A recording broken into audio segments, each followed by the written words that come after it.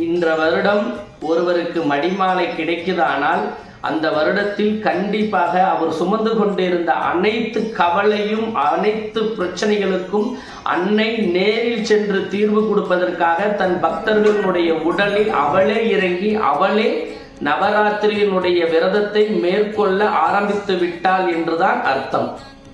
மடிமாலை என்பது ஒவ்வொரு மணியும் தேவியினுடைய உயிராக தன் பக்தர்களுடைய கழுத்தில் அணியப்படுவது.